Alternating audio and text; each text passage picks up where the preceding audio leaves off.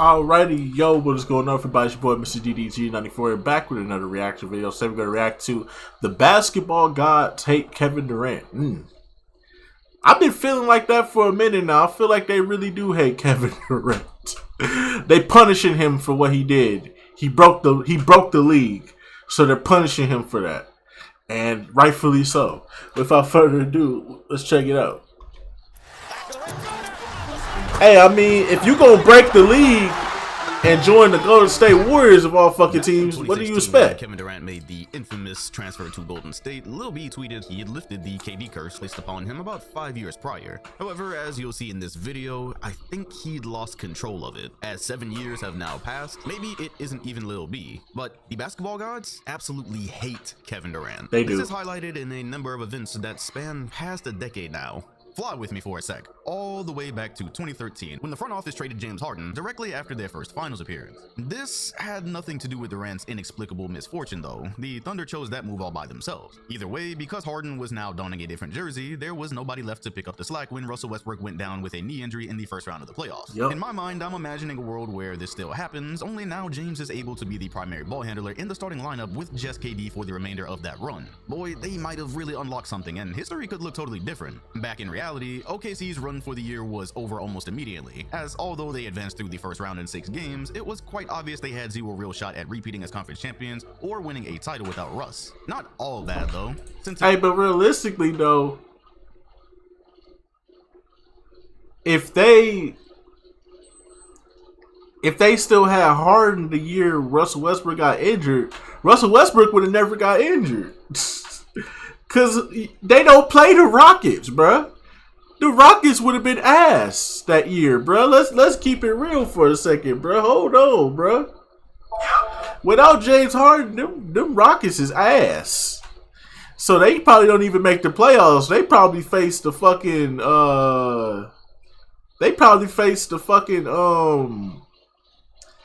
damn, who was at the bottom that year?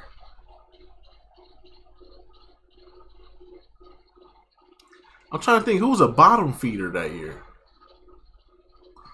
I know the Lakers was bottom feeder, but they managed to get the 7th seed and had to take on the Spurs. And I'm pretty sure OKC would have maintained that number 1 spot. Damn, who was at the bottom that year? Wasn't Golden State. Golden State was actually high up. I believe they were the 4th seed. I believe they were the 4th or the 5th seed. Yeah, they were like the 5th seed, I believe. And they went up against the Denver Nuggets and knocked the Denver Nuggets out. So it wasn't Golden State. I'm pretty sure it wasn't Sacramento.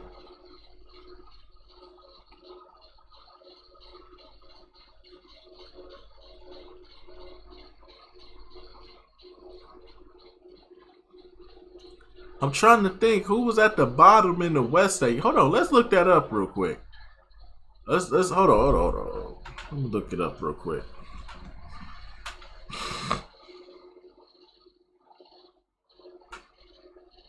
(2013) NBA stats. Yeah.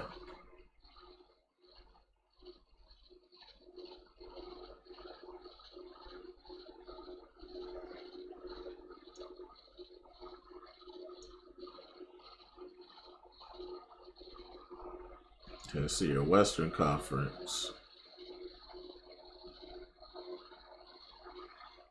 So let's see here. The Rockets would so the Jazz, the Mavericks. Yeah, it would have been the Jazz or the Mavericks. What did the Jazz have in 2013?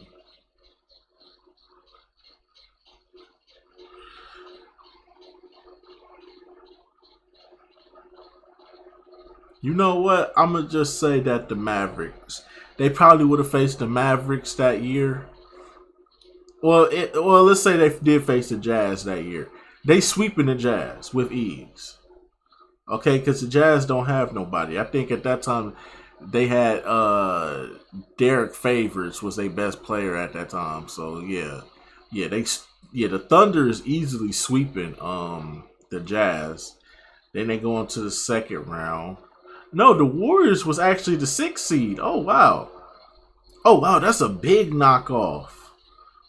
And then they would have played the Grizzlies in the second round. They would have handled the Grizzlies in 6. Then they would have went on to face the Spurs. I don't know. I can't say they could come out victorious against the Spurs, but if there was ever, I mean, considering the fact they whooped their ass last year, I wouldn't be surprised if they whoop their ass again the next year. So yeah, the Thunder do go back to the finals. I don't know if they beat the Heat though. I don't know if they beat the Heat considering the fact that the Heat reloaded with Ray Allen. I don't know how that works because if that goes 7 games, I still see a Ray Allen buzzer. I still see a game tying, game winning shot by Ray Allen to save the Miami Heat. I still see it.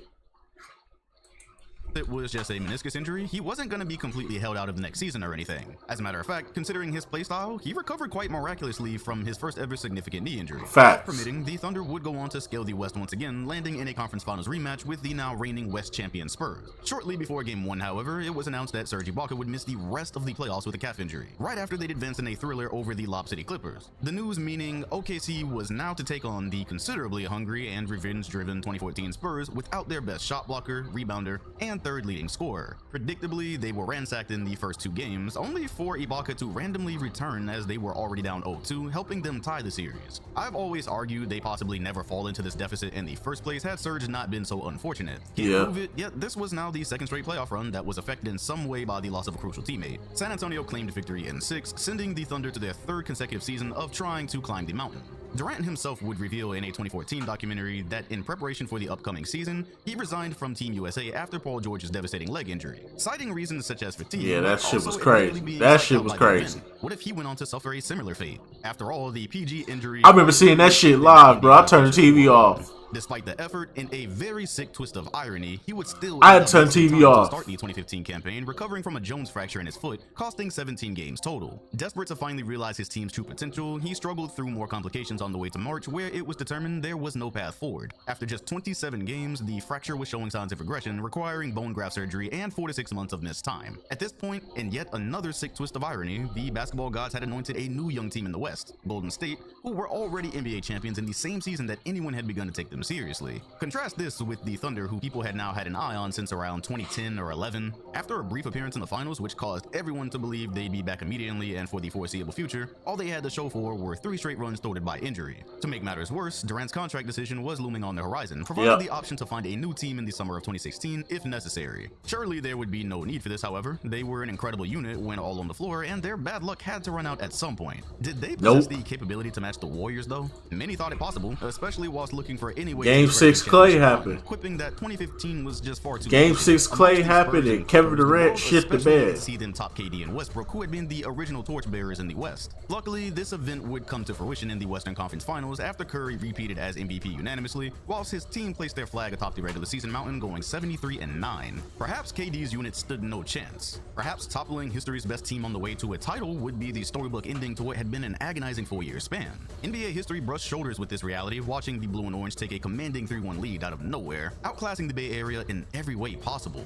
They were taking delight in it too. You could see in press conferences this meant something to them. It just all fell apart after that. Specifically with Durant underperforming and being unable to lead his squad to close Kevin out Durant shit in the bed. tries. No injuries or basketball gods to blame this time, really, just an inexplicably unfortunate event to suffer given how close he'd come to greatness. The horror did not stop there though, with the Slim Reaper doubling down on the poor optics just a few months later, joining that very Warriors core to seemingly force his way to a title. This almost as if to say, fine, if my team is always going to be injured at just the right time, if there's always going to end up being somebody better, then I'll just pad my luck against either of those factors. The idea wasn't wrong either. With this new hyper team, as long as he and Steph were playing, there really wouldn't be much to worry about in the coming years. They almost had to worry about that the very first year. In February of 2017, Zaza Pachulia, bitch ass nigga, man. Trend of this exact type of injury throughout the rest of his career. For now, though, it was feared this ailment was serious. serious and could cost a significant amount of time. Remind you that Golden State had paid a significant roster price for adding him in free agency. They could still win games without him, but how about winning a title using this supporting cast if he couldn't return? Would Durant's first ring coming without him even playing be worse than winning with the Warriors was slated to be? Fortunately, after 19 games, he would return and propel the team to history's most dominant playoff run just as expected. Yet, I've never forgotten how the basketball gods were lurking in the background, just reminding us how much they love to target him in any given year. 2018 would see a fairly dramaless repeat, save for the fact that Iguodala missed 4 games of the Rocket series that they very nearly lost, which I always thought was more significant than anyone gave it credit for. In any case, they were now potentially breezing to a three-peat, which hadn't been done since the early 2000s, no matter how many stars teamed up. My read on the situation had always been that yes, nobody would ever respect Durant's Warriors rings given how ridiculously OP they were. However, if they could go on to just stack domination to the likes of which we'd never seen, then maybe no one would have a choice. Something like a 4-peat, 5 titles in 6 seasons, just utter domination.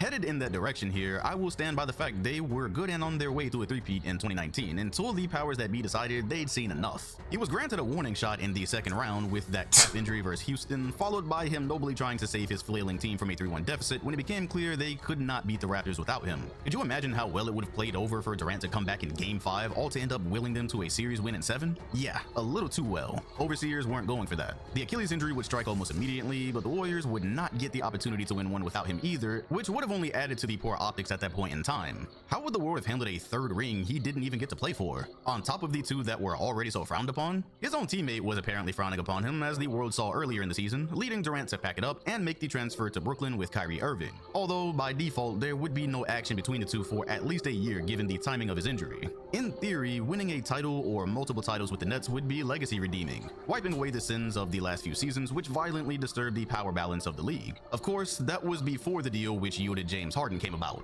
Reunited after nearly a decade, KD was now one piece of what was likely to be the most offensively talented trio of all time. To make matters worse, Brooklyn would follow the script of past super teams by signing stars who had long past their prime, yet could still likely provide in a lineup next to 3 stars of this caliber. It didn't matter that LaMarcus Aldridge was washed. If all he had to do was make wide open mid-range shots on a unit this talented, how was it not an advantage? If Blake Griffin just had to roll to an open basket while the D focused on those 3, how was it fair? Logic be damned, seeing these faces together caused a frenzy because, as I always say, everything in life is optics. And seeing this team 2 years after this team, it was simply a pattern for Durant now. With the makeover, would a Nets championship even be respected? Well, we never got close to needing to have these conversations because those 3 couldn't play games together if their seasons depended on it. Unfortunately, their seasons depended on it. Skipping a bit ahead in the story here, the trio played 16 total games together in 2 seasons, winning 13 of them by the way. If that does not just scream divine intervention. One guy would be injured, it'd look as if they were about to finally put it together, then another guy would instantly go out for any reason.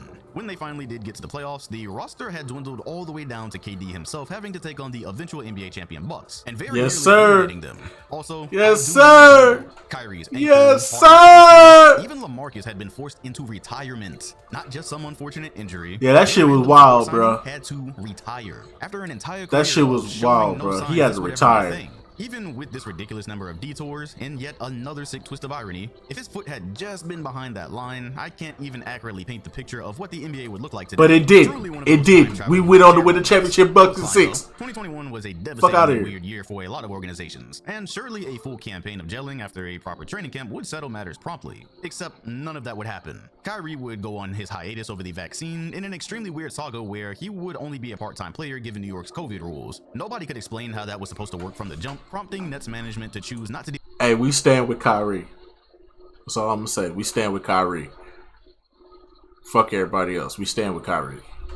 With him at all until he could truly be a part of the team. This being the decision, James Harden was left in a situation where he was trying to recover from injury, whilst also being asked to pick up the slack for his other star guard he expected to be there, especially with the roster being a bit thin to accommodate a supposed super team. The Beard would quickly become disgruntled as this hadn't at all been what he signed up for. So before anybody could blink, the latest trio experiment had disbanded. By the way, this was only around a month after Bruce Brown had been pushed into the legs of Kevin Durant, marking the second time this injury coincidentally happened. In the Harden deal, given that the front office still had 2 star players to work with, a salvage job would take place where Brooklyn could still be able to contend with a this bitch ass nigga. Nothing surrounding Ben Simmons has been lucky for a few. Haven't heard from Ben Simmons in a minute. I thought this was supposed to be his season. I thought he's supposed to come back. I thought he's gonna be scary this season. I thought he was gonna be different this season. When they hit the court.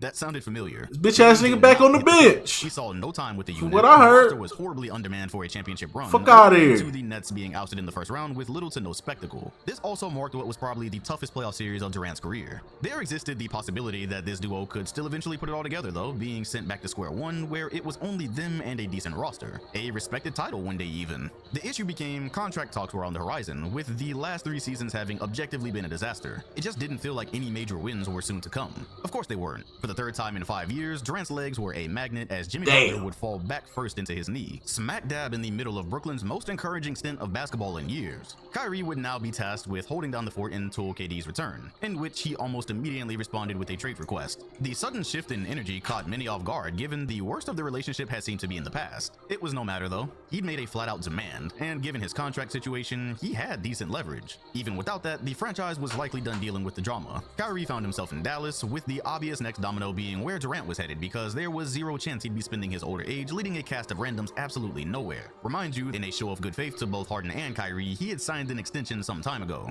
Thus, a move that had been guaranteed to grant him more titles had now become one of NBA history's most perplexing team eras ever. The new Super Friends alliance with Devin Booker, CP3, and Aiden looked just as bad on paper as nearly everything else he'd done in recent memory. Of course, I believe this is about the time the masses went on to learn who DeAndre Ayton actually was. In any case, this had no bearing on the bigger picture due to the overlord stalking Durant's every career move. By this point, the fandom had learned to be overly cautious with these teams. They might look good, still, let them play at least 10 consecutive games together, maybe before panicking and complaining that the league is ruined forever. Right on cue, Slenderman would play 8 total regular season games with Phoenix, mirrored by a random slip in pregame that led to an ankle injury. There's just absolutely no way. With that little bit of playtime, basketball guys hate this man. No championship this soon. The roster didn't have the depth. Chris Paul had lost quite a bit since 2021, and he would go down with injury in the Nuggets series anyways because, as usual, because that's Chris Paul. It was okay though. Durant would get a full campaign with his new team for 2024 and a training camp. Not to mention the front office moved quickly in nabbing available improvements, clamping down on Bradley Beal and many other support pieces throughout the summer. Would you look at that?